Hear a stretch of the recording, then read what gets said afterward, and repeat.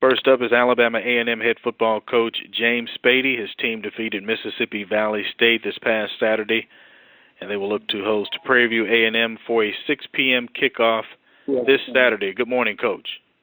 Good morning. Thanks for joining us, Coach. If you could, let's talk a little bit about your victory over Mississippi Valley and review the Panthers of Prairie View. Oh, wow. So we had a really, kind of fairly tough trip down to Mississippi. It was long. Boy, you looked up and we were still in Alabama. But anyway, we got there and, had a good night's rest and got up the next morning. And then we had some weather rolled in and provided a long halftime. We wound up having to have a lightning delay. Make a long story short, just a lot of stuff kind of combined to make it a less than seamless experience. But I'm glad we were able to rally, get our stuff together, and put out a great effort on the football field. Mississippi Valley was they came out firing, and I knew Coach Comegy would have his group ready to play. They came out firing. They challenged really tough early in the game.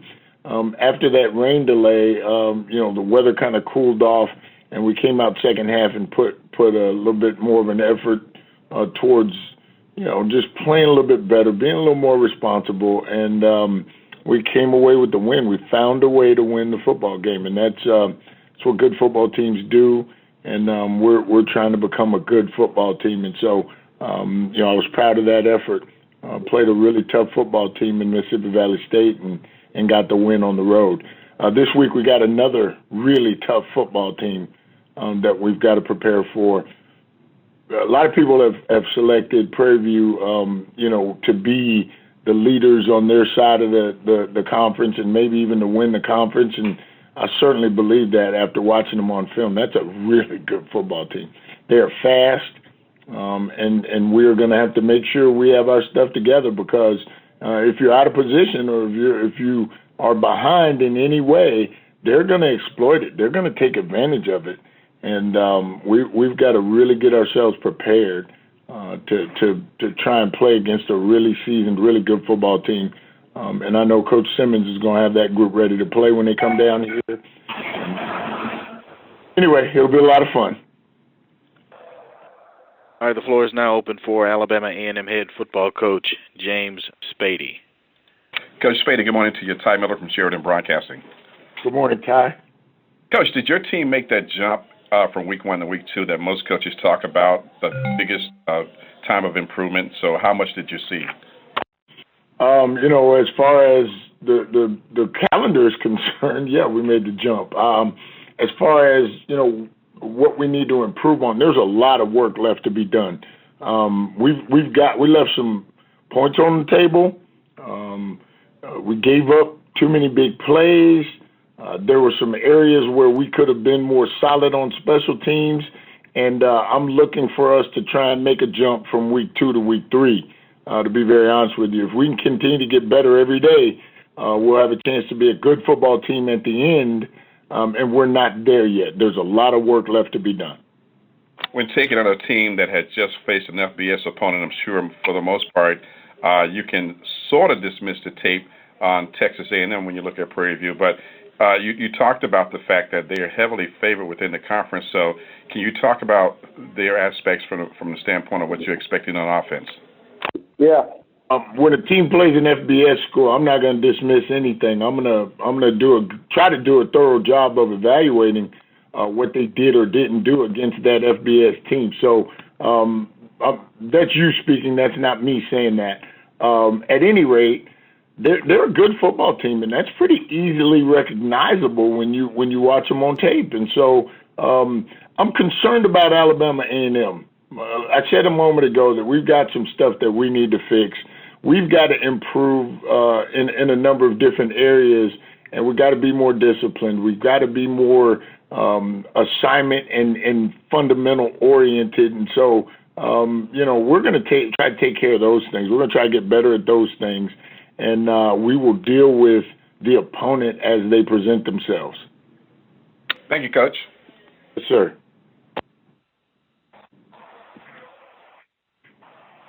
Floor is still open for Alabama A&M head coach James Spady. You can use the command *6 to unmute your phones.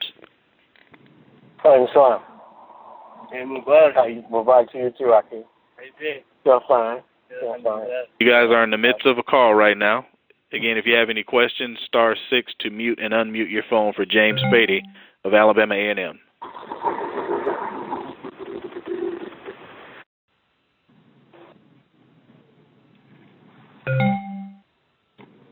Coach Spady, talk about the play of your quarterback.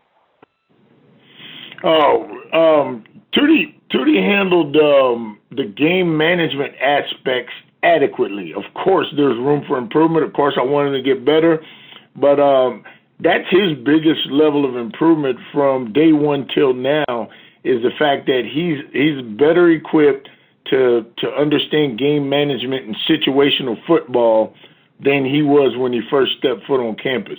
So I'm excited about that because that gives us a chance to be successful. I've always wanted to have a quarterback who is a coach on the field, and he's getting closer and closer to that. He's not there yet. I want to keep cautioning you. He is not there yet, but he's getting closer and closer to that, and I'm excited about what he brings to the party. He's such a good athlete. We've got to continue to find ways to allow him to be successful for us. I guess you'd have to be satisfied with just one turnover. Yeah, it's a good point that you bring up, and I wish I had thought of it myself. But when you look at things that you want to, capitalize on, you want to make sure that you're winning the turnover battle. That's part of situational football. You want to make sure you're winning the turnover battle. You want to make sure that you're staying away from, pre-snap and bonehead penalties. And I think we only had 2 penalties on Saturday. I mean, that's pretty doggone good. And so if we can continue that, and I'm knocking on wood, if we can continue to do those things, we'll win a lot of football games. But again, we got a long way to go. We're not there yet.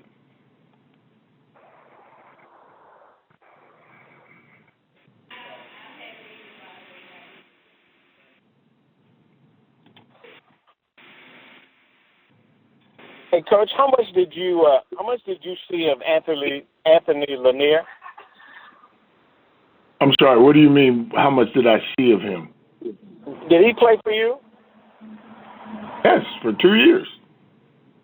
For 2 years. Talk about his abilities, and were you surprised that he was able to make the active roster for the Redskins?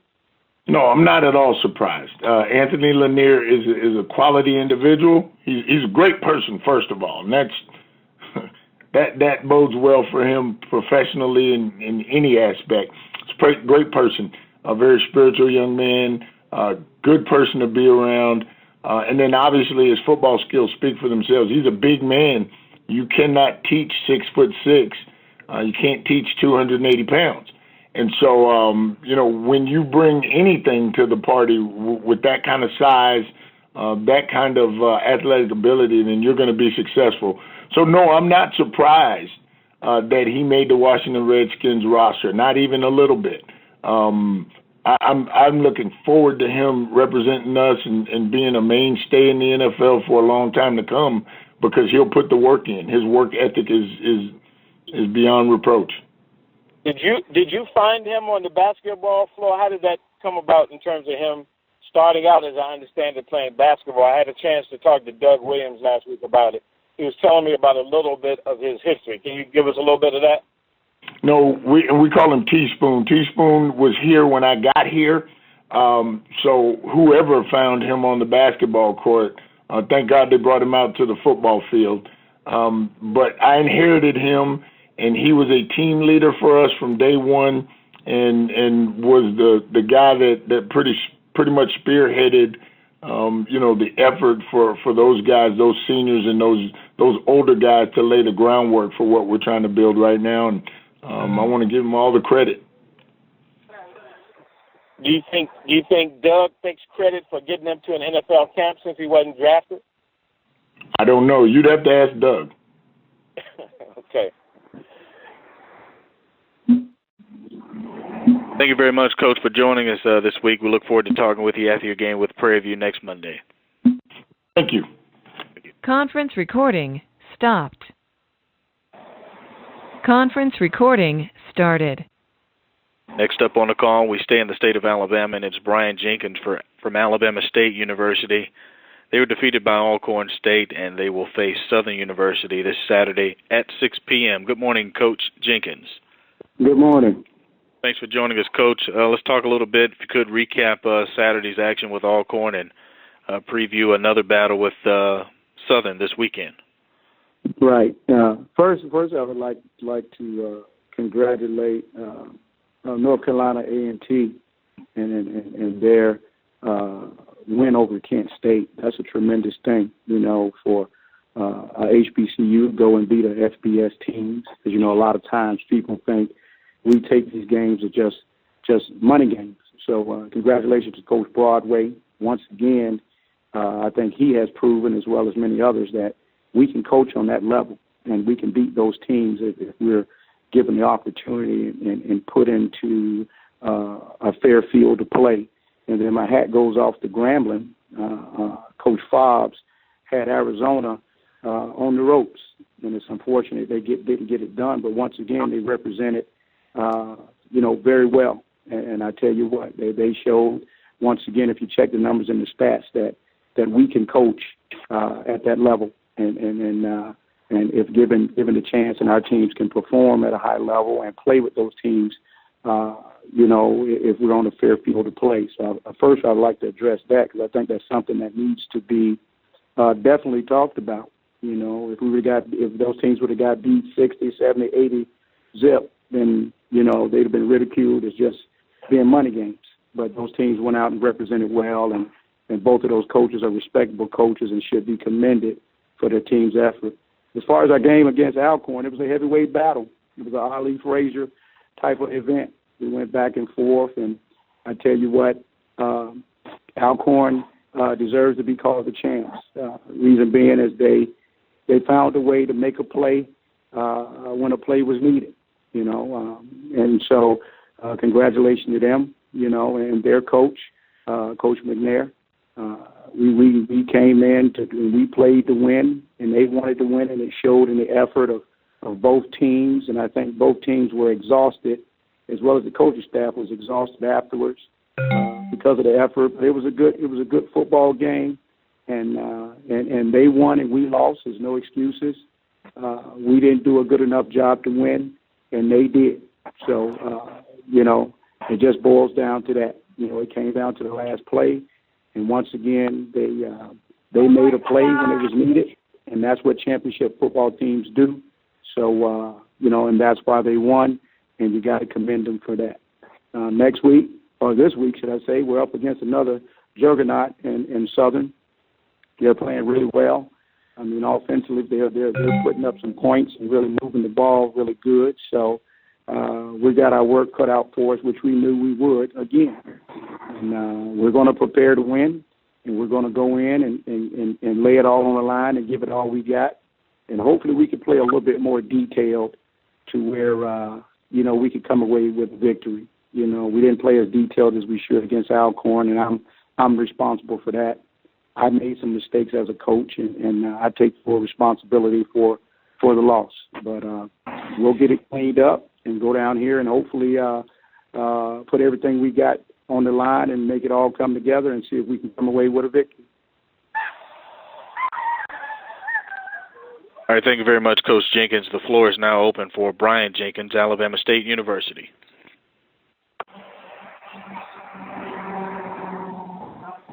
Hey, Coach, this is Kamari Darrington with the Montgomery Advertiser. How you doing today? I'm doing okay. What's up, man? Oh, I'm sorry. Coach, I know it was good to see Courtney Berry back on the field. Talk about how he performed and how did he look to you on Saturday? Well, Courtney performed as he always performs. He played his role and did his job as a guy that's a veteran. So it was no surprise on that end. Courtney has a certain level of play that he expects from himself, and he did exactly what we needed him to do, and that's why we were in a position to win the ball game in the end. So I think he's going to have another good season. He's prepared for it, and I think he understands consistency of play. So it'll be good to see this young man play the rest of his career. And I think Courtney is primed and ready to go. Coach, I know Khalid Thomas got hurt in the second quarter and then returned. How is his status, and then how did your backup running backs play on Saturday? Well, Khalid got nicked up a little bit. It was a physical football game, but we expect him back and ready to go. And I think our other backs did a wonderful job continuing to run the ball hard and physical and with detail and determination. So I'm very pleased with the guys who filled in, and because they did a sufficient enough job to put us in the position to win. And so whenever you got guys who do that, then you got to be pleased with them. And the last one for me, Coach, the passing game is getting off to a little bit of a slow start. Would you like to see more aggression in the passing game and trying to stretch the ball down the field a little bit? Well, the main thing, we're going to do what we got to do to win the ball game. There's definitely no secret that we got to be more efficient at throwing the ball down the field. But like I told my coordinator, whatever puts us in a position to win, that's what we got to do, and that's what we're going to do.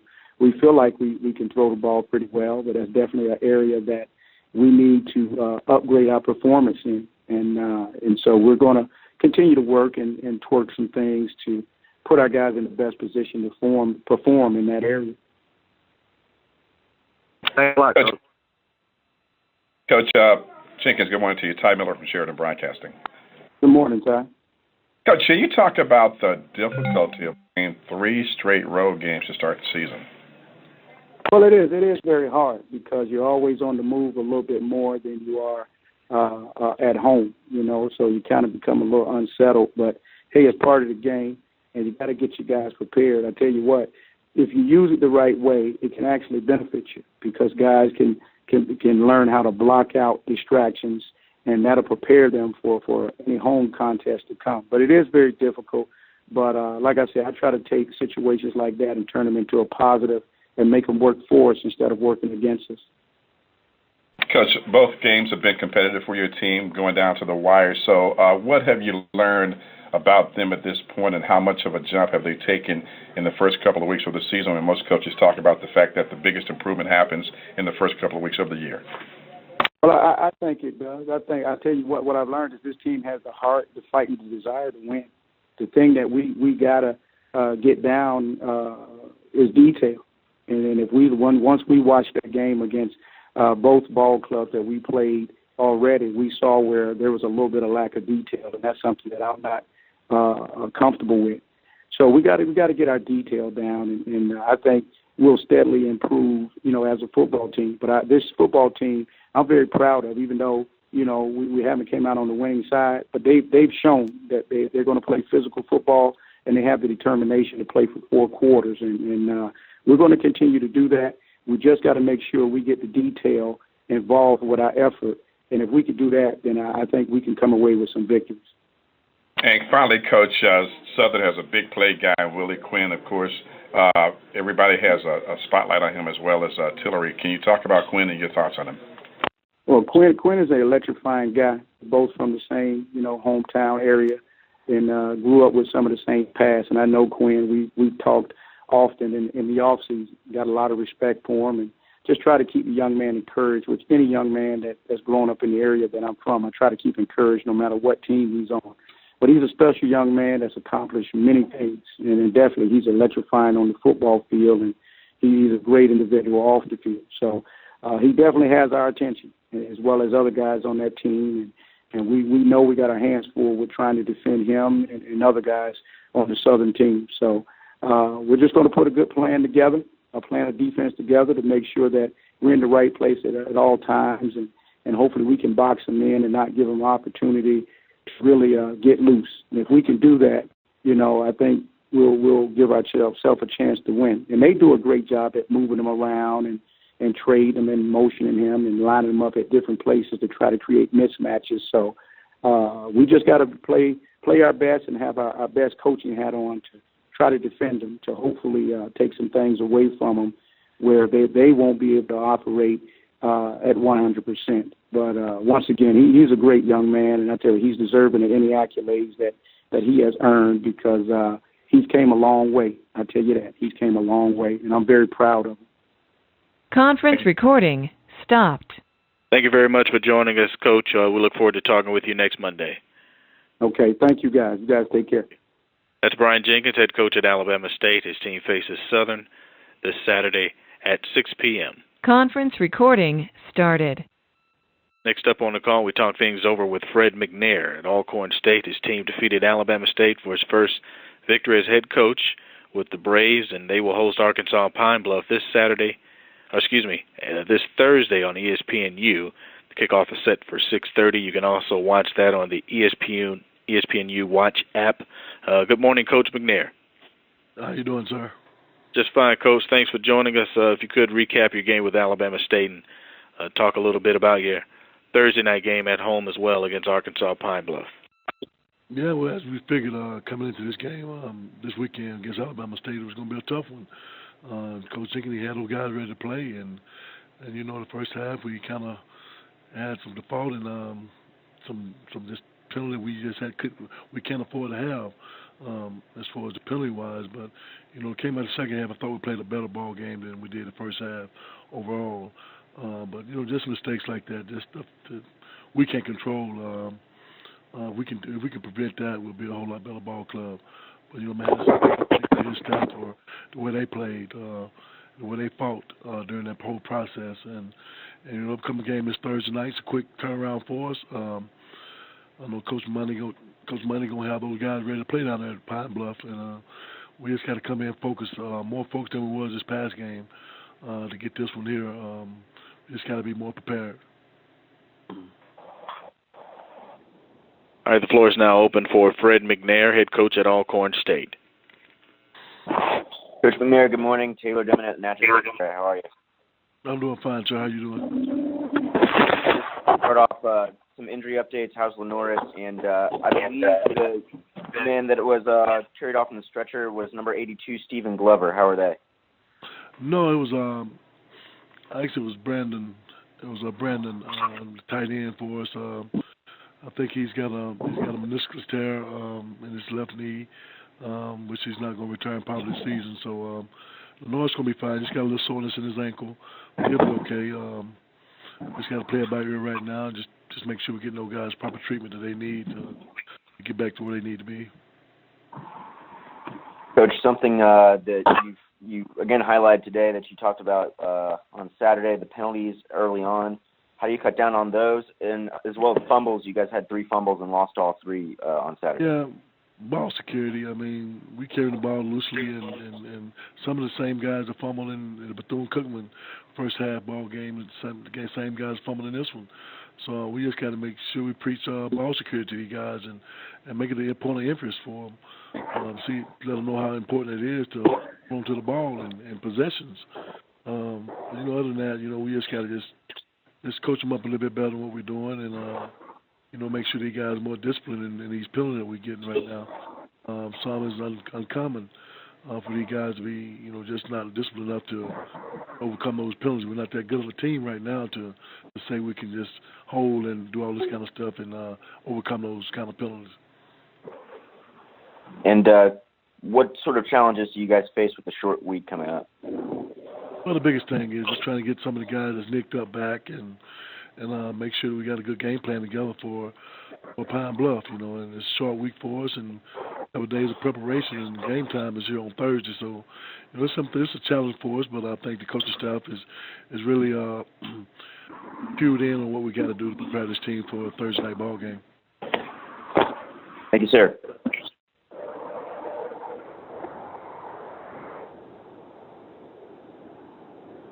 Floor is still open for Fred McNair, head coach at Alcorn State.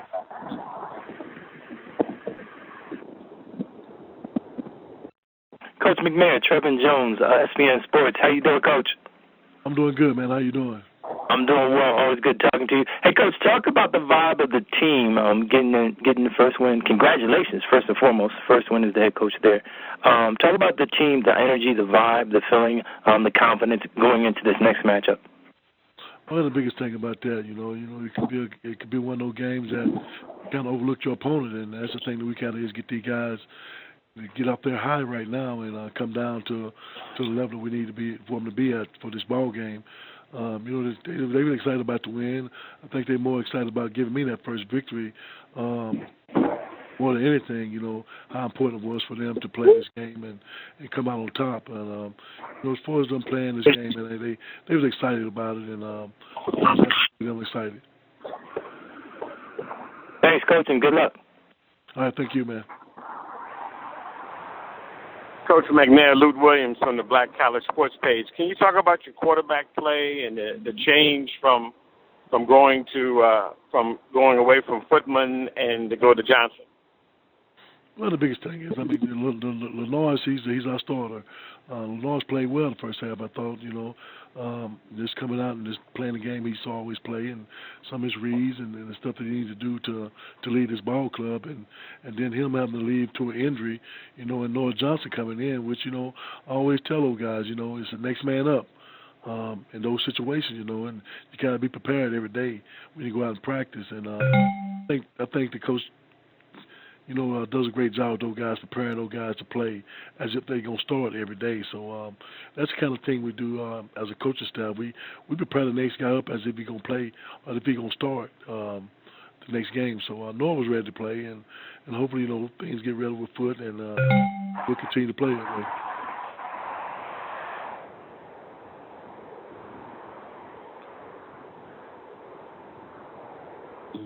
Thanks, Coach. I got disconnected, but no problem. I'll listen to it on the recording. All right, thank you. Still have a few minutes left with Fred McNair at Alcorn State, taking your questions.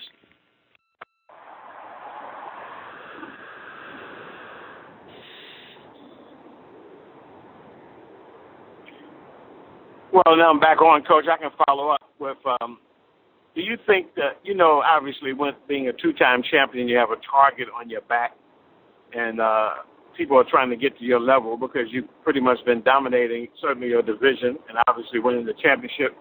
Do you see that? Do your players go out with that attitude, knowing that we're pretty much targeted because you're the defending champ? Oh, they know every day. We remind them every day that it's not going to be easy for us, and people's going to be out to get us every week. So they know that. They have an attitude about that. So they know expectations are high. So and what we expect out of them every week, and they know we got a target on our back. And then, like I say, you're a two-time SWAC champ. You would have one on you. So everybody going to give us their best shot. To try to knock us off, but these guys they're up for the challenge, and the biggest thing with the coaching staff is making sure these guys stay humble and play the best they can every Saturday. What was the thing from Saturday's game that you were most pleased with? Was it coming back scoring late and being able to pull it out, or the way you got to stop late? Which one was it?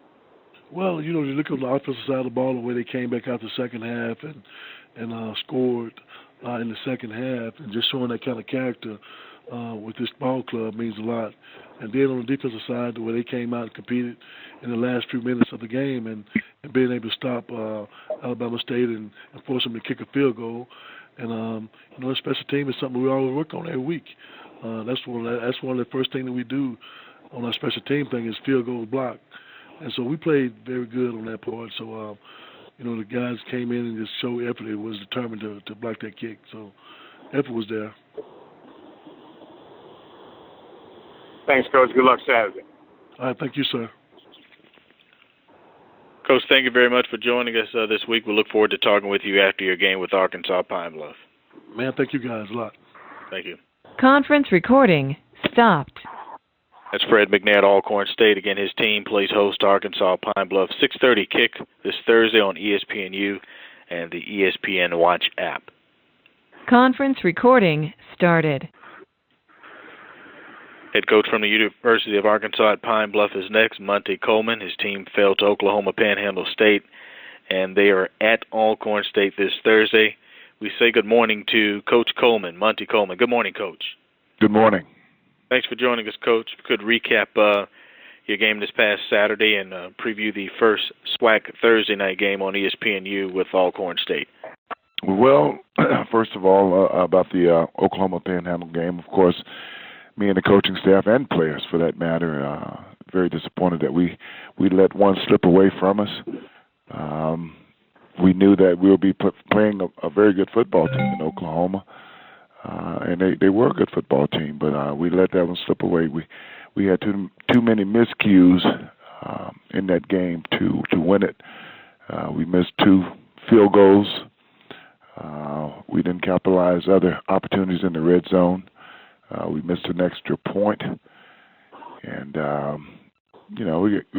we just didn't make enough plays. Had one big play against us, and that was one that was kind of one that put the coffin in our back, or the nail in our back, in that particular ball game.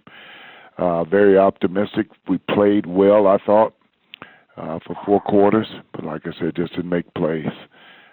We are gearing up. We practiced yesterday. It's a short turnaround for us. We're traveling to the conference champs, Alcorn, this week, and we're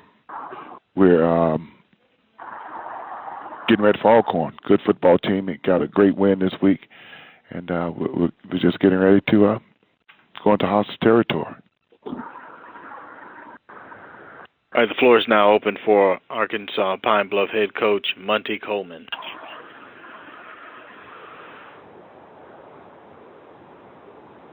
Hey, Coach, this is Nick Walker with the Democrat Gazette. I'm curious, you talked about wanting to get back to running the football, and it looked like you guys were able to do that and were effective on offense. If you could just talk about Brandon not having any turnovers and having a 100-yard rusher in Dante. That was huge for us. Dante is a big back, one that we're counting on right now, him and some of the other guys.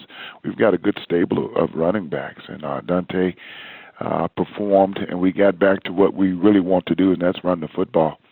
I think he had 120 yards, maybe 130-something yards rushing.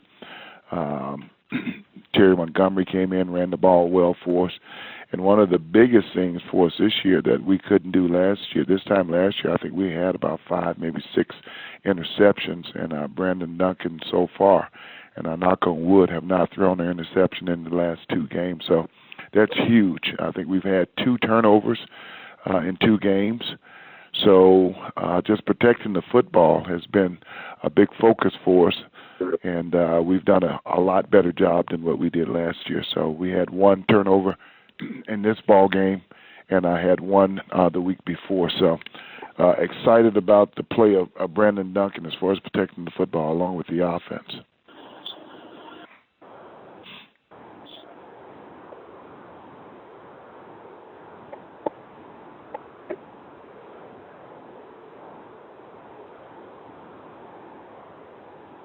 Coach, and they've alluded to it, and you've talked about Alcorn State and how successful they've been lately. If you could talk about the challenges, in particular, of going on the road and going to face a talented football team. Oh, they're very talented. The quarterback position, running back position, they've moved their star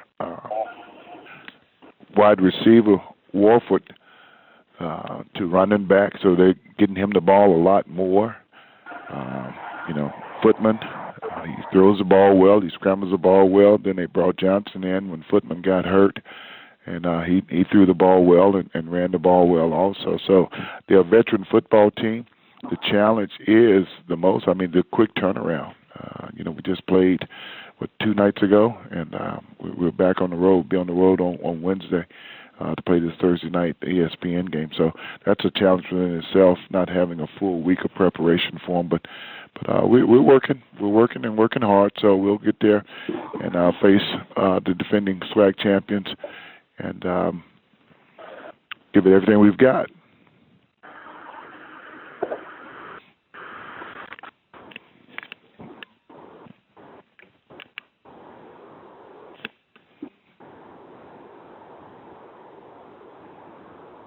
Floor is still open for Monte Coleman, head coach at Arkansas Pine Bluff. Still a few moments left in his segment. Hey, Coach, Trevin A. Jones, SBN Sports. How you doing, Coach? I'm doing good. Good. Just a general question. I heard this asked earlier, and I'm going to ask the same question of you. Talk about the growth of your team. It's early in the season, I know. How impressed are you with it? And are they on schedule, for lack of a better way of saying it? I think we are. We've lost 2 non-conference football games. Of course, we didn't want to lose any of those. But I think we're on schedule. Guys are playing hard. That's what we're asking them to do. They've bought into the system. We've got new coaches on the offensive side of the ball. The whole offensive line is pretty much new, with exception to maybe 2 that didn't play for us last year. And they've bought in. Our practices have been well-spirited, and our guys are working hard, and that's what we ask them to do. They've bought into the systems. And it's a no-nonsense camp, and guys are doing a great job. The players are playing hard and practicing hard. Like I said, we had opportunities in this last game against Panhandle.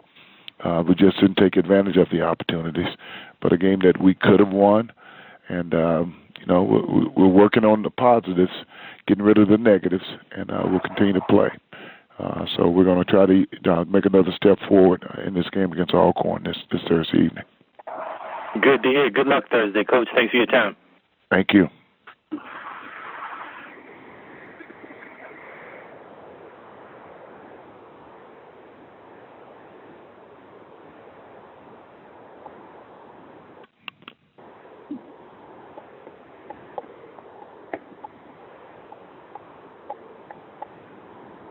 Coach, if you could, this is Nick again, talk about defensively against Panhandle. Obviously, you mentioned it. You guys played really well defensively for 3 quarters, gave up some big plays there at the end. If you could just talk about that a little bit. Well, I thought we went in at halftime. They had 86 total offensive yards. They finished with 334 total yards. The last play that they had was a 55-yard touchdown pass. If you take that away from the 334, it would have made a great stat day for the defense. We would accomplish some of the goals that we had. But, of course, one of our goals is no passes over 20 yards. And, that 55-yarder was the backbreaker for us. But overall, we did some things. We scooped up a fumble for a touchdown. Unfortunately, we had a questionable call on pass interference, or a holding call that negated that. So we are doing some things on defense that's positive. We held them running, and I thought the defense flew around. So that's the thing that we wanted to do, is make sure that we got all 11 hats running to the football. So we are making strides from the Tennessee State game, and then from this Oklahoma game, there was some great strides from effort from guys.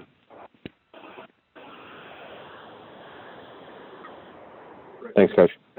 Thank you. Conference recording stopped. Coach, we appreciate your time. Thank you very much for joining us this morning, and we look forward to talking with you next Monday following your game with Alcorn State. Thank you very much. Thank you. That's Monte Coleman, head coach at the University of Arkansas at Pine Bluff. His team faces Alcorn State this Thursday in Lorman, Mississippi. The game can be seen on ESPNU at 6:30 this Thursday. Conference recording started. We'll now transition to Grambling State University, and head coach Broderick Fobbs. His team fell to Arizona this past Saturday, and they will face Jackson State in Jackson, Mississippi for a 6 p.m. kickoff this Saturday. Good morning, Coach Fobbs. Good morning. Thanks for joining us, Coach. If you could talk a little bit about the late-night action on Saturday with Arkansas, and preview your first conference game of the year with Jackson State. Well, Arizona was a great place. It was a nice trip out there for our kids. Good opportunity to see something different and play in a hostile environment against a Pac-12 opponent. That's a very good football team. Coach Rich Rodriguez does a great job. Been knowing him for a long time from his stint in Louisiana and other places that he's been. But I thought that our team was prepared. I thought that our coaches did an extremely great job of putting the plan together. And I thought we played well, initially the first half. I thought we were focused. But I thought that, the second half, we didn't play Grambling Tiger football. And I think a lot of it was our mistakes. Now, they did capitalize on a number of our mistakes, but it doesn't matter who you play. If you give the ball to the opponent, then you're going to come in on the short end of the stick.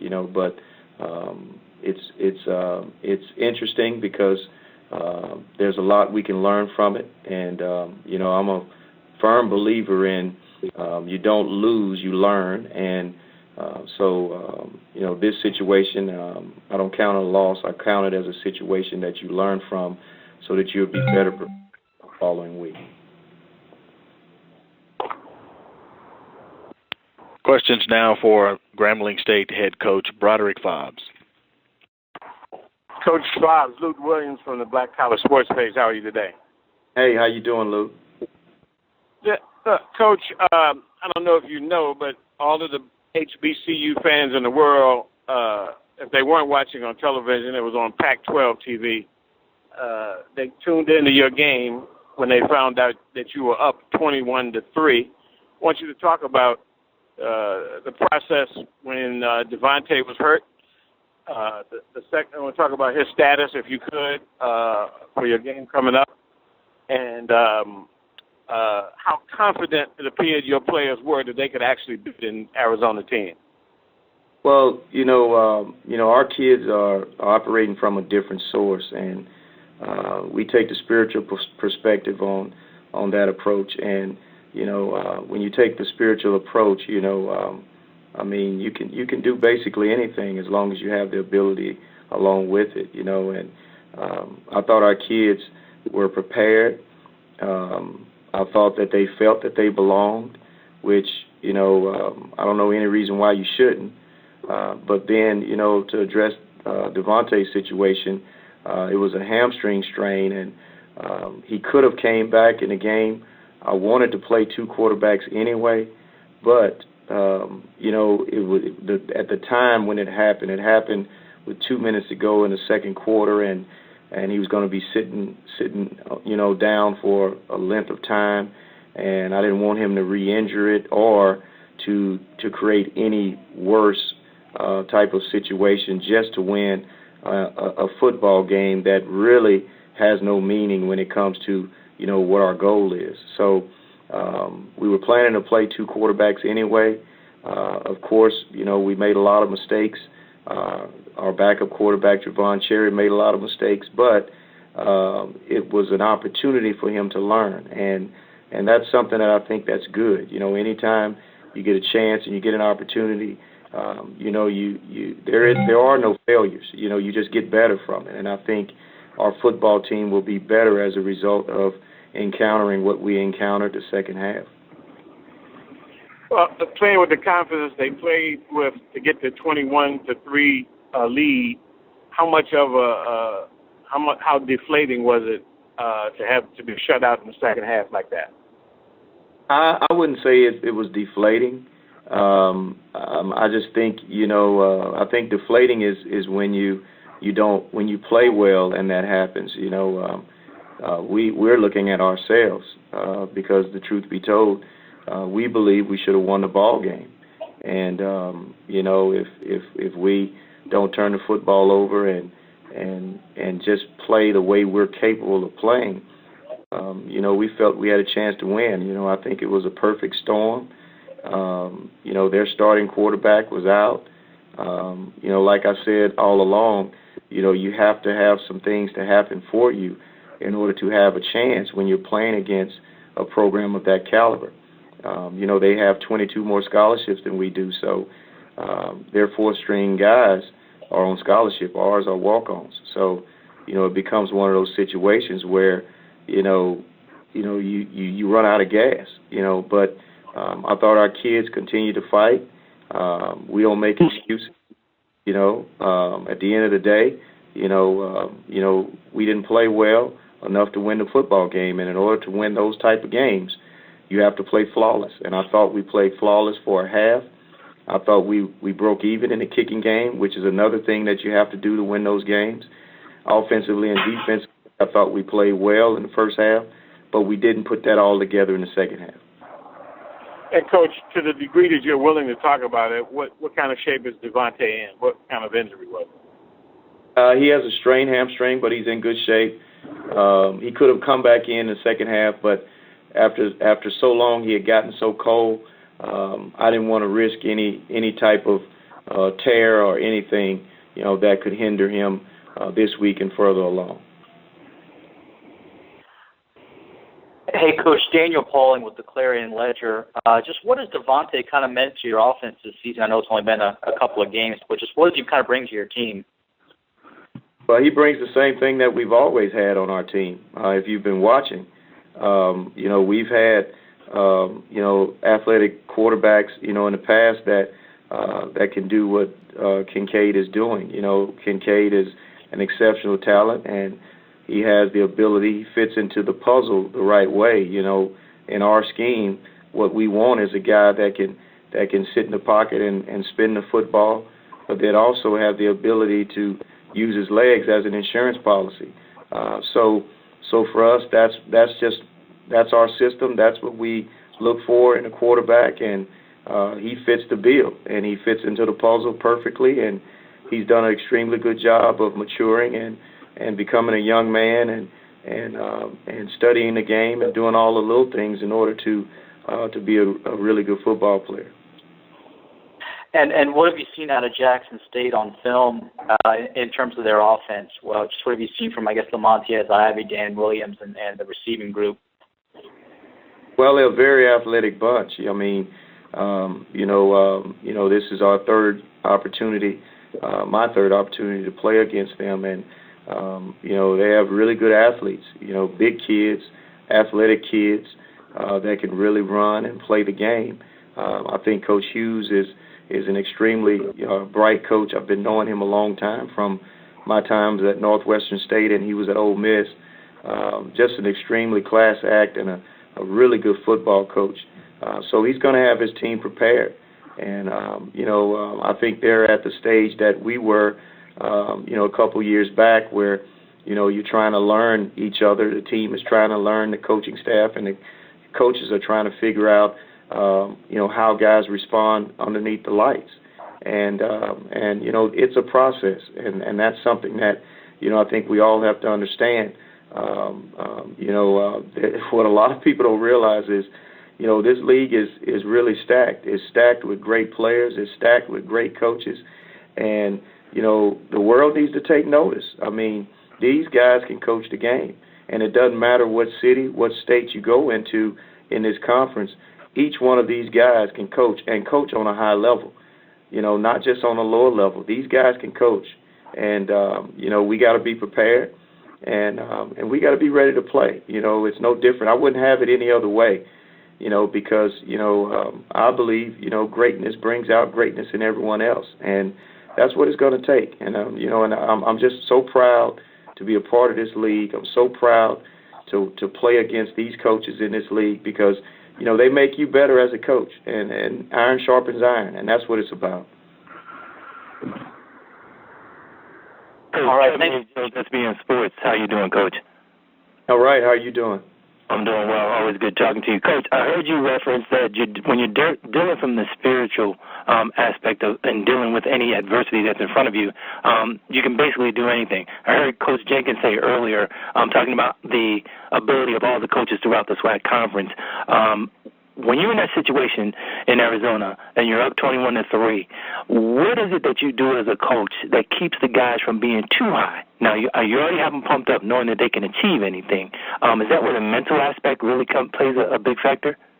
Well, I don't think there's anything you can do. I think those are experiences that you have to encounter, on your way to where you're trying to go. If you look at the Chicago Bulls, of the 90s, they kept bumping their heads on the Detroit Pistons and the Boston Celtics and the Cleveland Cavaliers. When you look at the Cleveland Cavaliers with LeBron James, and when he was there and when he was in Miami, they were bumping their heads and losing in those championship games and in those type of situations.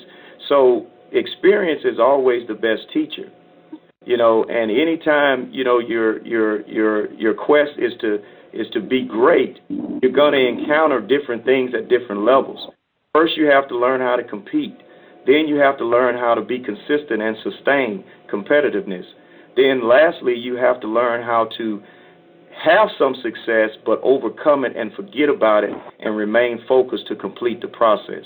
So, that's part of it, and I think that's where we are right now. Our kids understand how to compete. Our kids understand how to win, how to handle success the right way. And I'm a firm believer if our kids do that, we'll have a chance, because doing all of those things gives you a chance. It does not guarantee success. It gives you a chance. Conference recording stopped. Thank you very much, Coach. We appreciate your time this week. We look forward to talking with you on next Monday. Thank you. Thank you, Coach Fobbs. Grambling State University. Again, his team faces Jackson State at 6 p.m. on Saturday. Conference recording started. Next up on the call, we talk things over with Tony Hughes, head coach at Jackson State. His team fell against Tennessee State, and they will host Grambling State this Saturday at 6 p.m. Good morning, Coach Hughes. Good morning. Thanks for joining us, Coach. Let's talk a little bit about your game with Tennessee State and give us a heads up of what to expect from Grambling. Well, of course, we're very disappointed to fall short by 14 points. And when we held the lead at halftime, and then we came out in the third quarter, and our goal was to score a touchdown at the beginning of the third quarter and stop them and then score again, because we did have the momentum at that point. We ended up kicking a field goal, and then we made two crucial mistakes. One crucial mistake, the pick six for a touchdown, and then the third down in the end zone. We had them on third down, and they were able to scramble around and find an open receiver. Our DB fell down, and that summed it up. But our kids, we fought to the end. We were in it to the last minute of the game. We had a chance to score. We came back, onside kicked it, had a chance to get it back and score, maybe put it in overtime or go for two. But our kids were resilient. They fought. We had great success in the kicking game. And we did improve as a football team. 40 points don't look like it, but we did improve as a football team from our first game to our second game. Going into this week, we have our hands full again. A well-coached football team, very, very talented football team. Maybe the Grambling Tigers are probably the most talented football team we've played this year from a skill level, especially on offense. The way Kincaid can run around and make plays, and their receivers are big, strong, and fast, and they've got a running game. And so we'll have a great challenge this coming Saturday against the Grambling Tigers. All right, the floor is now open for Tony Hughes, head coach at Jackson State.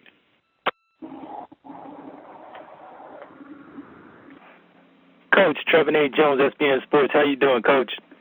I'm doing great. How you doing? I'm doing well, sir. Talk about the team and what type of growth you saw as a result of last week's game. I know you didn't win as you wanted to, but I'm quite sure that you did see some things that stood out in your mind as far as the development of your squad. We did, and we wanted to improve from UNLV and, a different type of opponent. But our kids, we were excited to play. We were excited to be there.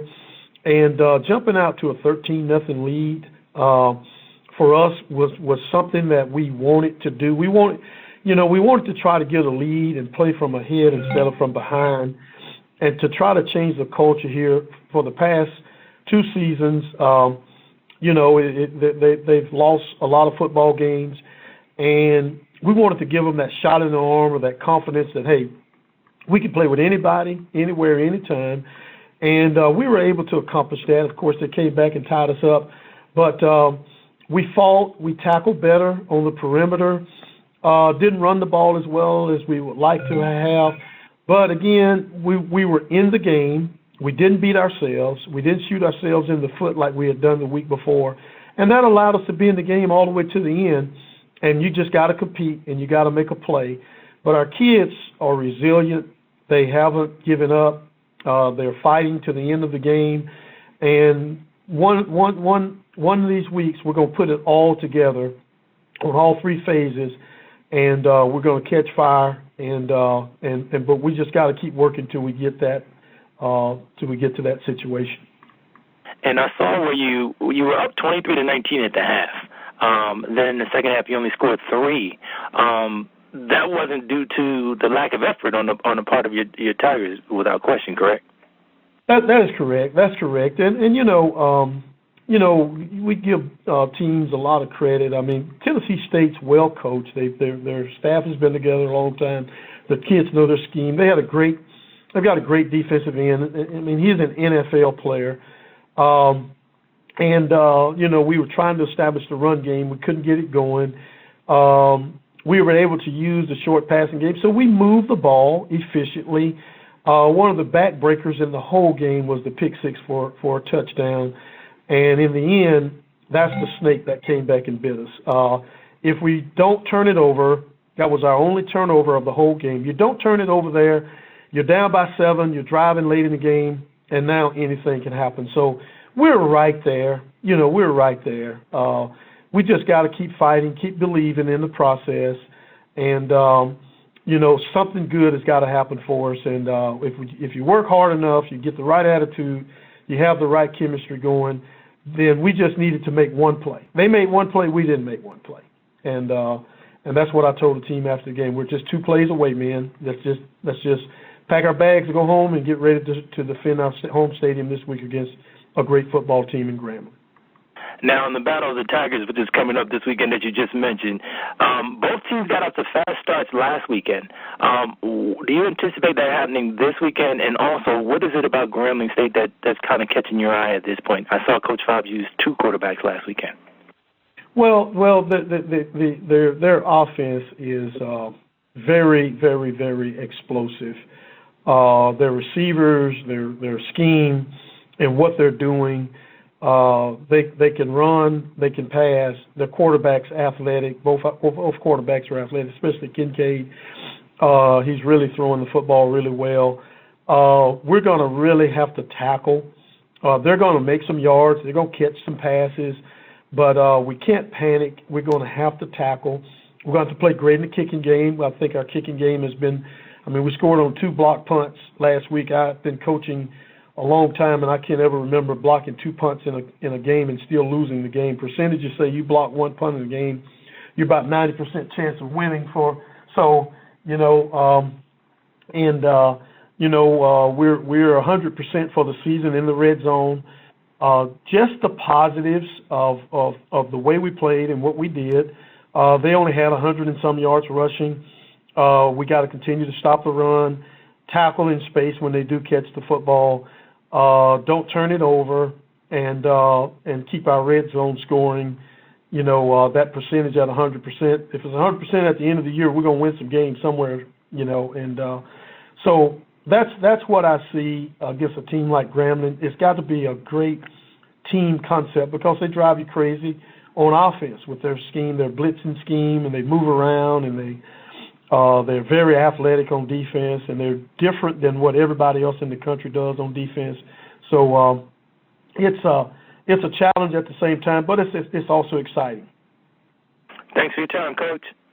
Thank you.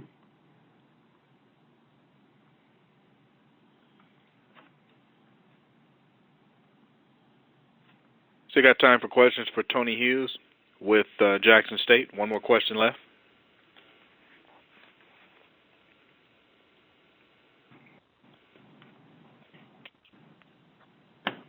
Coach, I think we got them all. Thank you very much for your time this morning. Okay, thank you. Have a great day. Conference recording stopped. It's Tony Hughes, head coach at Jackson State. Again, his team will play host to Grambling State Saturday at 6 p.m. Conference recording started. Next up on the call, we stay in the state of Mississippi, and it's Mississippi Valley State who fell to Alabama A&M at home, and they will play at Texas Southern this weekend. We say good morning to Mississippi Valley State head coach Rick Comegy. Conference recording stopped. Conference recording started. Good morning, Coach Comegy. Yes, good morning. How are you? Just fine, Coach. Thanks for joining us this morning. If you could recap a little bit with Alabama A&M and preview your battle this coming weekend.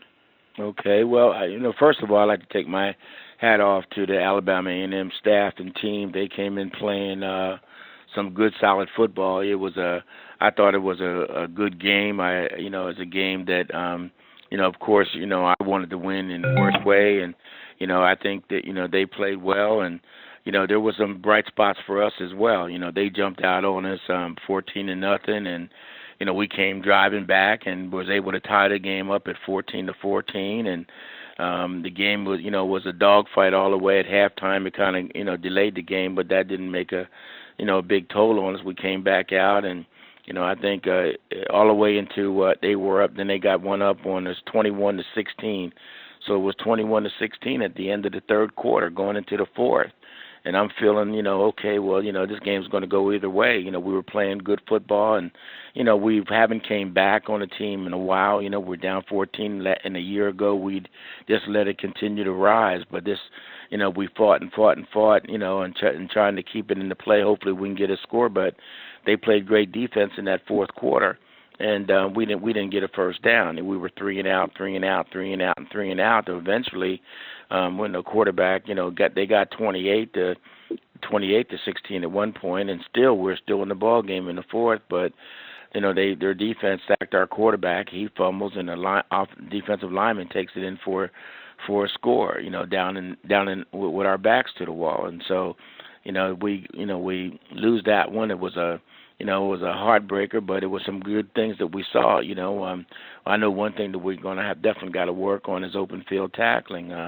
We had them 3rd and long in a couple situations, and they threw, mid-range passes, and we missed some tackles and gave them the first down where they could have, we could have been easily off the field, and so we just got to tackle better, in open field, and we're not doing that well, and letting them, get out of the box on us. So, but overall, I think we're moving in the direction we want to move in. We just have to be able to close some things out, and we got some work ahead of us, and there's no doubt about it.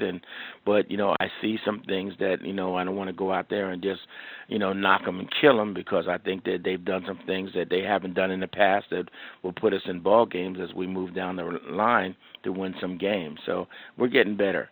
Texas Southern, I know that they're kind of more of a conventional type team, in the I-Pro, but they still got that big old tight end, that big kid that, he's a dangerous guy. He's an outstanding football player, and he'll hurt you. And the things they're doing are, maybe basic, but they're coming right at you from a pro-type scheme and doing those things, and they're moving around a little bit. They run motions and different things of that nature, but there's nothing so fancy that, can't be handled. But what they do well, and defensively they run to that football. They're aggressive. They're not giving up a lot of points, and so their defense is. I don't know if that's they're considering that the strength of the team, but it looks like, from my standpoint of view, that they're flying and keeping people off that board and helping that offense.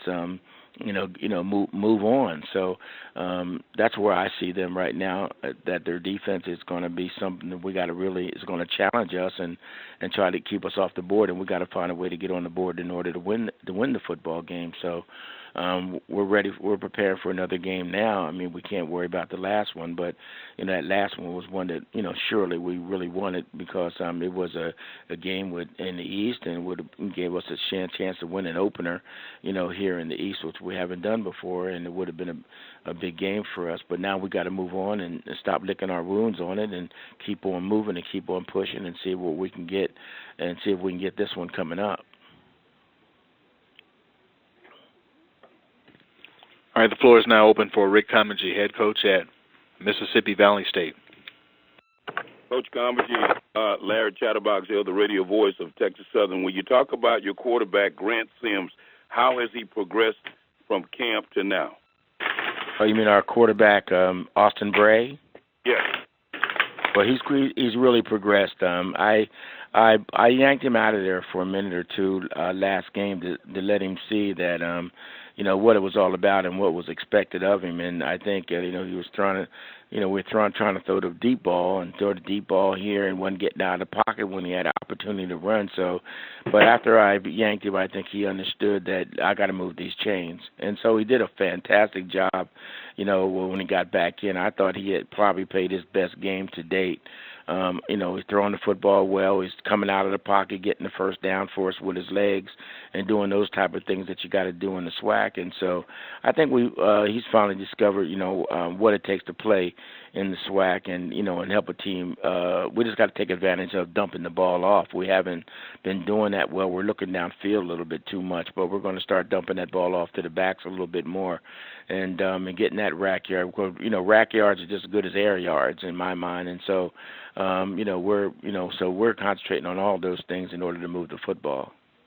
And, Coach, we know you know how to move the football from your days at JSU. How is this team starting to gel with your offensive system and also your defensive scheme that you brought to the table since you've been at Valley?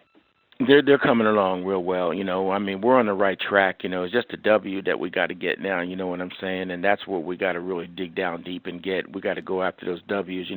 Things are coming along, and I'm starting to feel comfortable with what their knowledge and what they know.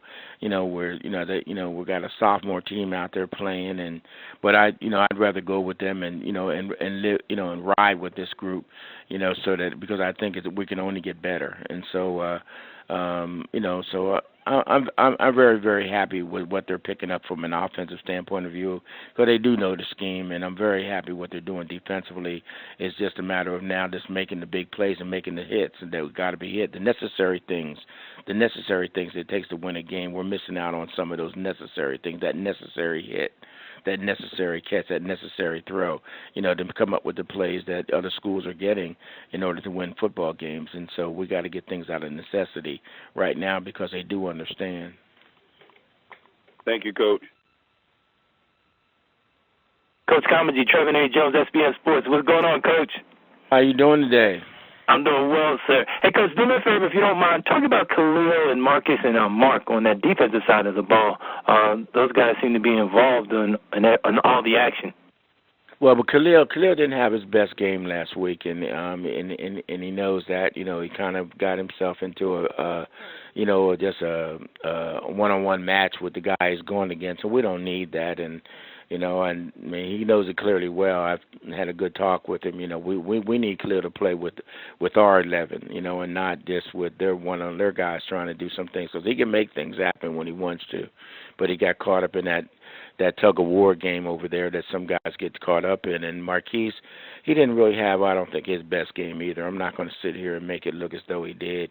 His alignment and assignments were not on cue like they had been in the past. And I don't know if he's reading his own press prints or not, but, he's going to have to get that act together and come on and give us some football because, those two guys that I'm banking on really hadn't helped us in that ball game last week like I thought they would have. So, but, would I give them away? No, neither one of them because I think they've both got, what it takes to help us win football games. Marquise is an outstanding football player, but he's going to have to give us a little bit more if he's going to be our general back there at free safety. And Khalil's going to have to give us more as far as getting to that quarterback and doing the things he's supposed to do because of flushing him around so that we can make plays. I'm not asking him to give me 1,001 sacks, but I'm definitely asking him to go ahead and pressure. And so we need better games out of those guys as we move down the road. Right, and Coach, and it's a good point that you just made, even about Marquise getting the notoriety he did as even a freshman defensive back. What do you do as a coach to kind of temper that and to keep him focused? Well, we just got to still go with him. Got to still love him up. We can't just because he had a bad game, not treat him like he's nobody because he's a good football player. But we got to let him know that he can be replaced, and maybe. But I think he's not the type of guy that you have to push like that. He's kind of a grown man, and I think all you got to do is talk with him, and he sees things and he understands clearly. And so so I think he'll be back on the right track. I've talked to both of them, and I'm confident after our talk that we're on the same page. And my last question, you talked about Austin a little bit earlier, and I see in his progressions he's actually picking and choosing his receivers, but he's using more than 4 or 5 receivers at a time. Is that correct? Yeah. He'll spray the ball around. He'll spray the ball around real nice, and he does a good job. And he can see well. He's very, very smart. and he'll spray the ball around. But there's some things that he's not seeing that I think we can take advantage of that people are just ignoring. And when people are ignoring certain things, then we should be taking advantage of what they're not seeing. And so we're going to have to find a better way to make sure that that's either communicated with him or, one way or the other. We're going to have to see it for him or at least pass it on to him or whatever he's not seeing, because we don't want to wait till a film study and see it on film. We want to make sure that we're attacking it now. And sometimes that happens. Well, he should be doing this. He should be doing that. Well, daggone it, we should be doing it in the game. And so, so we all got to get better, from I'm not blaming everything on the kids. We got to get better as a staff. We got to get better as as a football team. And so, we're all in this together. We're all one team. So it's not just them or who or they, it's us, and so we just got to do a better job. Conference recording stopped. Coach, thank you very much. We're out of time. We appreciate you joining us this morning. We look forward to talking with you next week. Well, thank you very much. Bye-bye. Thanks a lot. That's Rick Comegy from Mississippi Valley State. His team will face Texas Southern this coming weekend at 6 p.m. Next up on the call. Conference recording started. Go to the state of Texas and talk things over with Willie Simmons, head coach at Prairie View A&M. His team fell to Texas A&M, and they will play at Alabama A&M this coming Saturday. Good morning, Coach Simmons.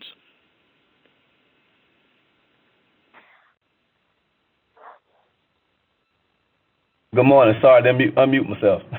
That's all right, Coach. Thank you for joining us. Good morning. If you could, let's recap a little bit with Texas A&M and preview your second conference game of the season with Alabama A&M this coming Saturday. Well, we went into a hostile environment this past weekend against a top 20 FBS football team, and it showed. I thought our guys, we did some decent things, and there were times when we moved the ball, and defensively for at least a quarter, we played with them, held them to a field goal, and had a couple of turnovers. So at times, did some really encouraging things. But as the game progressed, their speed, size, and athleticism began to take over, and they made some plays, obviously. For us, we didn't execute at the level that we needed to make it a game. And that's something that, of course, looking at the film, we got to do a much better job of. But I'm proud of the guys that didn't quit. Even when we got down early and gave up a touchdown right before halftime, I saw the guys compete for 60 minutes, and that's what you want to see in those type of games. And hopefully we'll grow this program to the point that one day we can play with the Texas A&M, and have a chance to win the game. Right now we're still in the beginning stages of trying to develop the program the way we want to, but the kids have a good attitude about it. They understand, what we got to do to get better. And hopefully we can take the two games that we played so far and use it to propel us to the rest of the season. We got another conference opponent coming up this week, Alabama A&M, coming off a big win against Mississippi Valley. They're a team that, look at them on film. They got a new defensive coordinator, so they're doing some different things defensively and mixing up some looks, give you a lot of different things to prepare for. So, we got our hands full this week to be prepared, to be ready to go into Huntsville. Last year we won the game in a shootout, 53-49, and so the quarterback's returning. A lot of key players from that team are returning, and Coach Spady is a fine coach, so I expect a dogfight. And guys got to be ready to play, and we'll start preparation today. All right, the floor is now open for Willie Simmons, head coach at Prairie View A&M.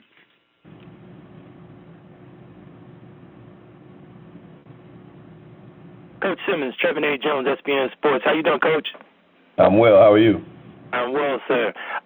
Trey Green, I know that the game sped up for him. How did he adjust, and how did he handle it, and what did you take out of it when watching Trey? Well, he made some plays. Of course, talking to Coach Sumner before the game, he commented on Trey and how much he jumps out on film. He's a football player. And when he does things the right way, he goes through his reads and gets the ball out in time. He can be a very dangerous quarterback on any level. He made some plays against them. Again, you got Miles Jarrett, who's a top 5 NFL draft pick, chasing behind him. You got Deshaun Hall, probably a first rounder when he gets ready to come out of A&M, chasing behind him. You got multiple other guys who are going to play on Sundays running behind him, but he's still out there making plays. And so he competed. He took some shots again. Of course, you're trying to block the best defensive line probably in college football. So all those things considered, I thought Trey competed, made some plays. I mean, he still missed some reads. There's some things, again, from a fundamental standpoint that he's got to do better, getting the ball out of his hands a few times where guys were open for a second. Of course, those windows don't stay open very long when you play a team like Texas A&M. But, he could have got the ball out a couple of times and made some easier throws and moved the chains a little bit.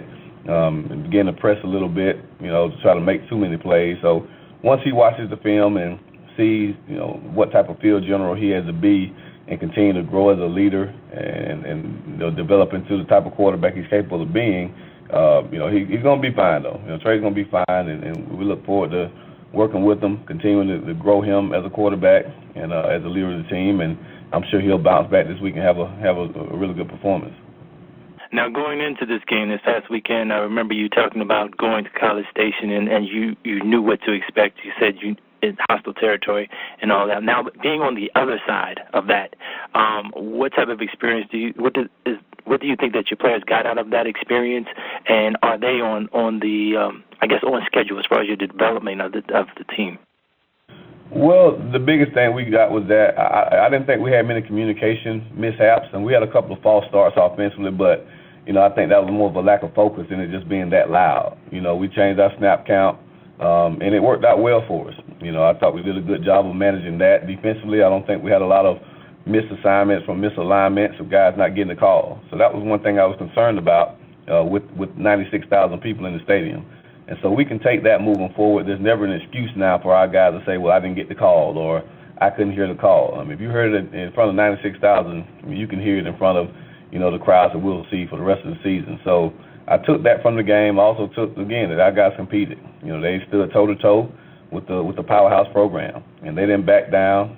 We took their best shot, and, of course, the score didn't indicate how well our guys competed. Again, we didn't execute. We competed, we just didn't execute. And so for us, we'll watch the tape with the players today, and we'll show them a few clips of chances where we had to take advantage of some things, and we just didn't execute the play. It wasn't the fact that they were bigger, faster, and stronger on that particular play.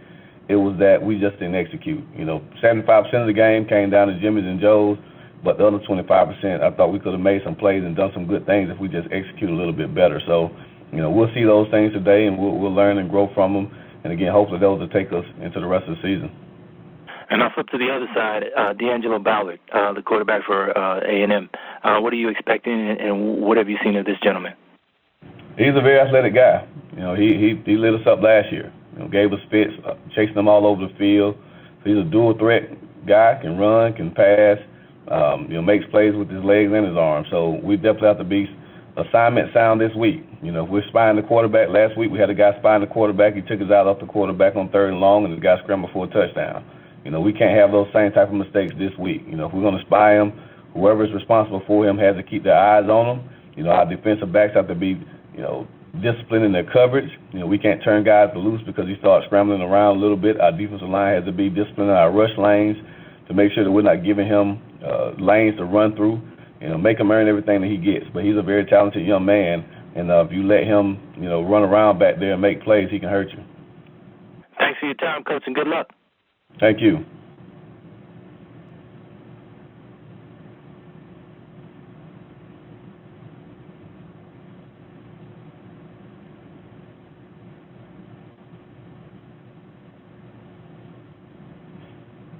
Coach, the trip from Texas to Alabama is never a easy one in terms of length. How do you guys plan to handle that challenge this week? And is there anything different that you do with your practice schedule?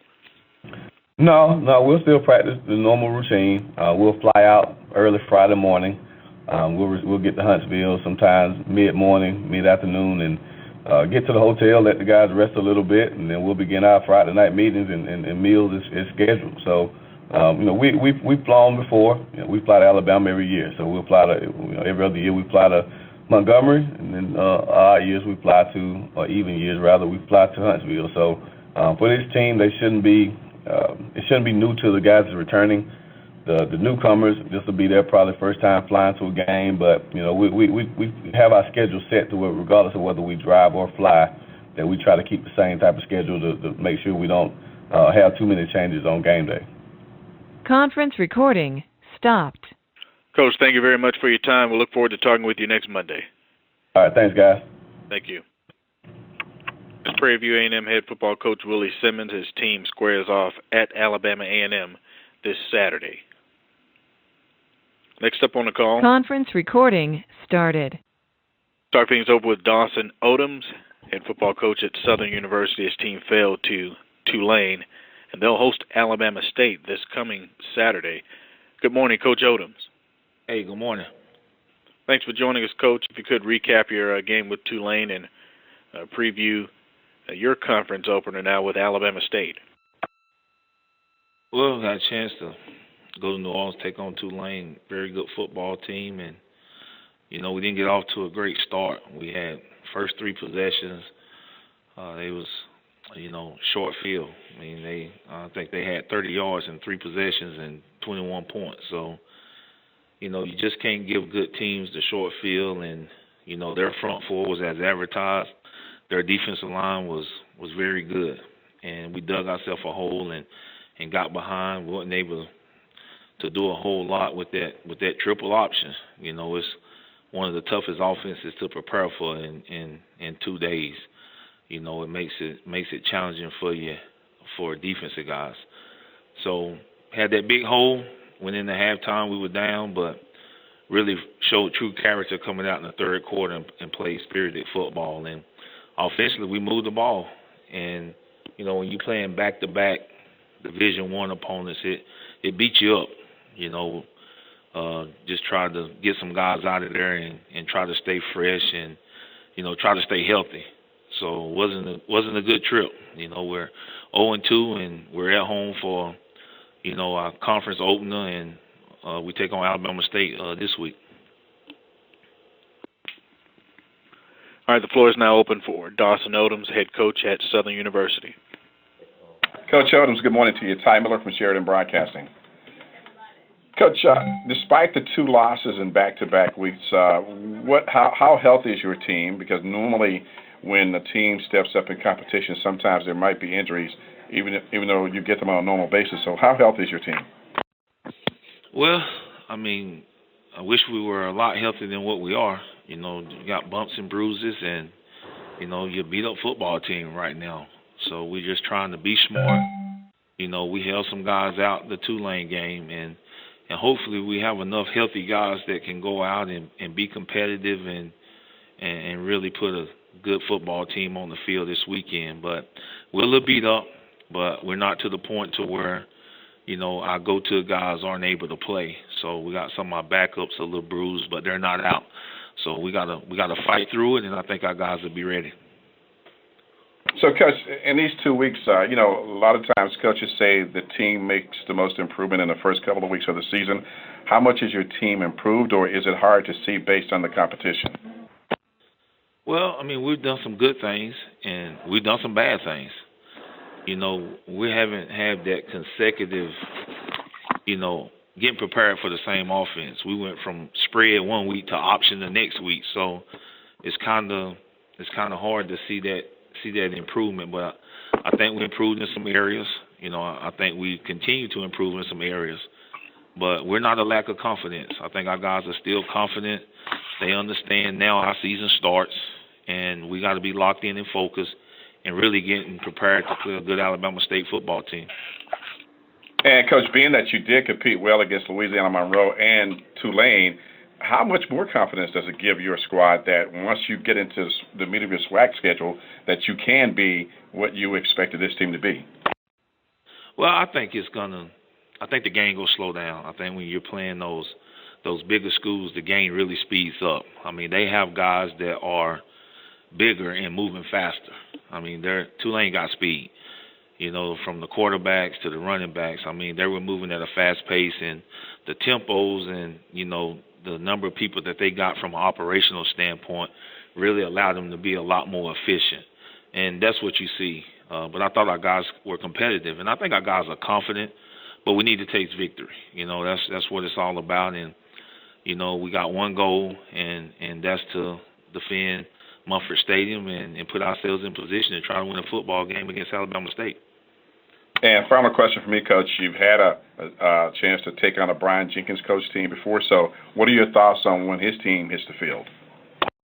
Well, it'll be a well-coached football team. I think they're getting better. You can see it. They were much better last year, and they just played a tough game, and unfortunately they came away with a loss. But, he's been competitive everywhere he's been, so look for them to be competitive and spirited, and we're both trying to taste the same thing. That's a victory, so we got to lock in and get ready to play. Okay, thanks, Coach. Coach, Mike Guggenheimer with The Advocate. Austin Howard was able to spread the ball a little bit more this week instead of just focusing on Quinn as much. Is that what you want to see out of him, or are you comfortable with him, going to one or two guys on a consistent basis? Well, I don't think it's him going to one or two guys on a consistent basis. I think if you give us a one-on-one matchup, we're going to take the one-on-one matchup. So, that's what we do. And if it's Dylan Beard, if it's Contavious Mundy, if it's Stacy Pyro, Chuck Baker, whoever's in that one-on-one matchup, our guys got to win. So I think they didn't play as much man, and when they played man, we took some shots. And normally we like our chances with 25 being one-on-one with anybody. So, I think he spread the ball around because it was they played more zone, so we was able to find some holes and deliver the football.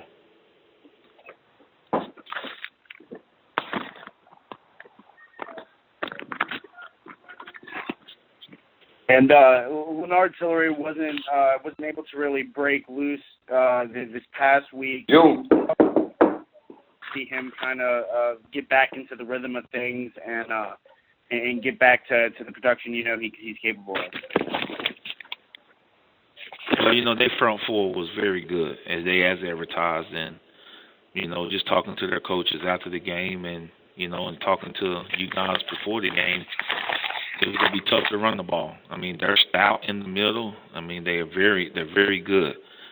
That 6'7" defensive end they got, he's pretty good.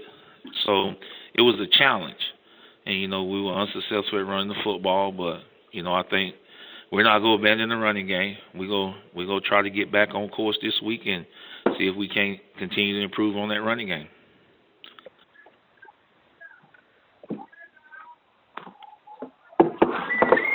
What are you doing in there, Mike? Still taking questions for Dawson Odums, head coach at Southern. Coach, Mike Guggenheimer again. This is one of 4 home games for y'all this week. What's it kind of like, getting your first home game under your belt when you kind of got a limited schedule like that? Well, I think, it's less to go wrong when you're playing at home.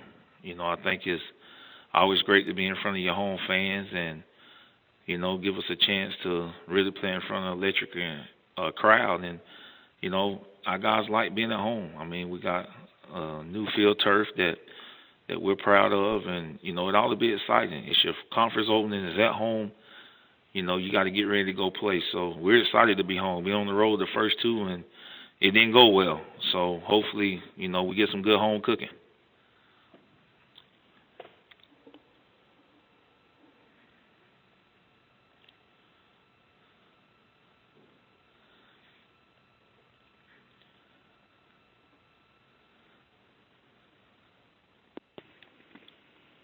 Coach, typically, what can you expect from a Brian Jenkins coach football team?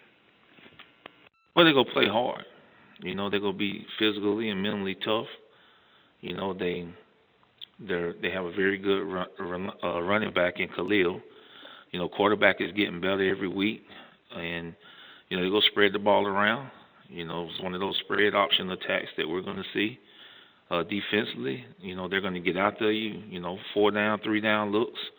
They're going to be multiple. They got speed, very good nose guard. And, Courtney's made plays, every year he's been there. So, I'm quite sure he'll be eager to play. Didn't play much this last game, but looked like he's getting back in the form. I think he still had 10 tackles or so. So they're a talented football team. Up front offensive line, they're pretty good, and they're getting it done. So, it's going to be a challenge. But, we're at home, and we're usually pretty good at home, and we're going to have to be ready to play because Coach Jenkins going to bring a well-prepared football team in here.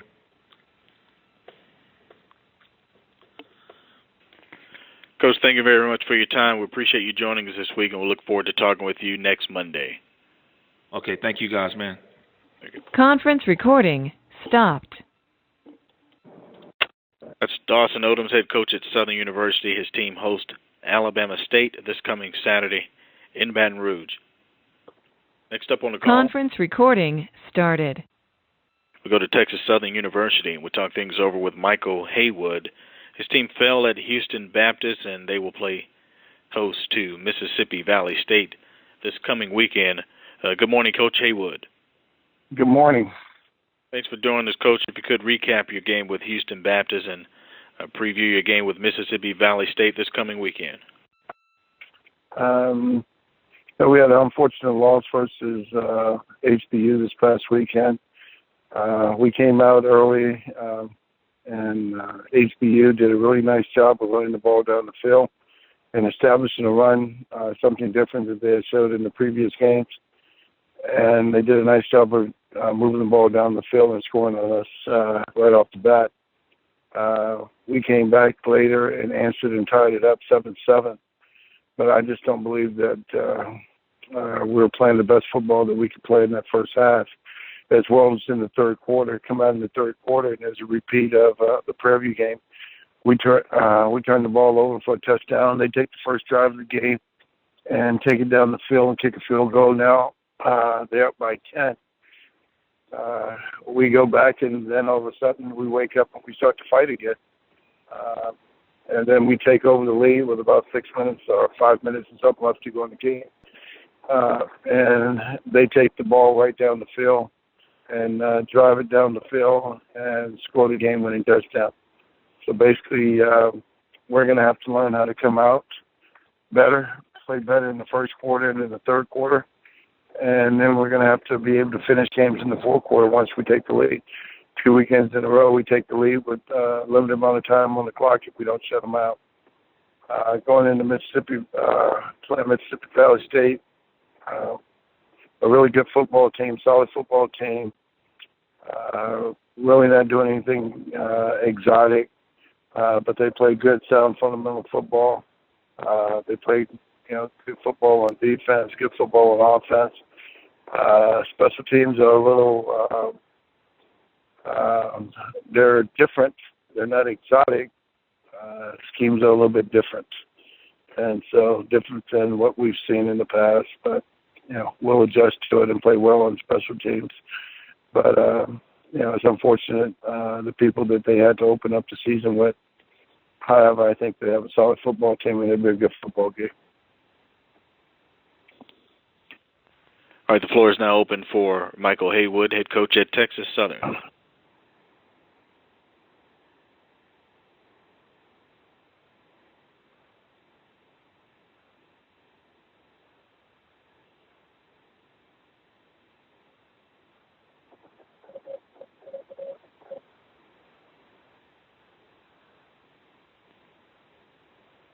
Coach, talk about the play at quarterback since losing Christoph and filling that void with Avrion Hurts.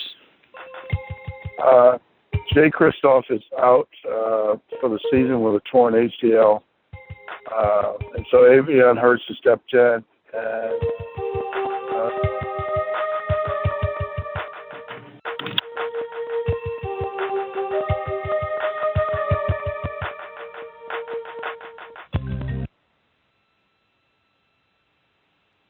I'm sorry, Coach. You can resume now with Jay Christoph.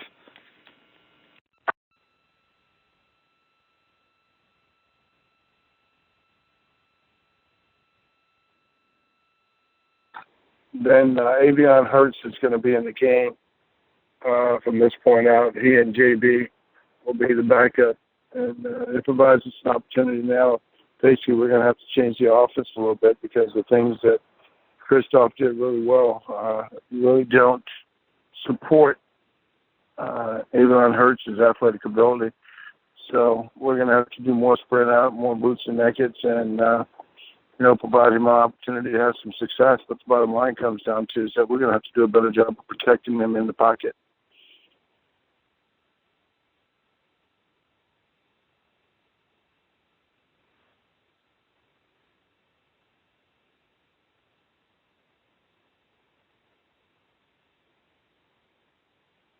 Coach, what do you see as your biggest challenge facing a Mississippi Valley State team that's looking for their first victory of the season? Well, I believe our biggest challenge is ourselves.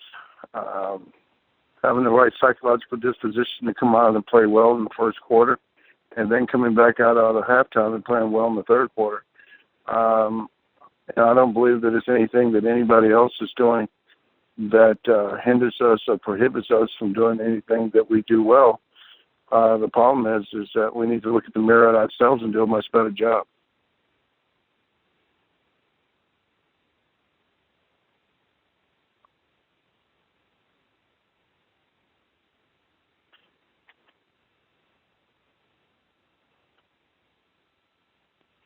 Still talking things over with Michael Haywood, head coach at Texas Southern.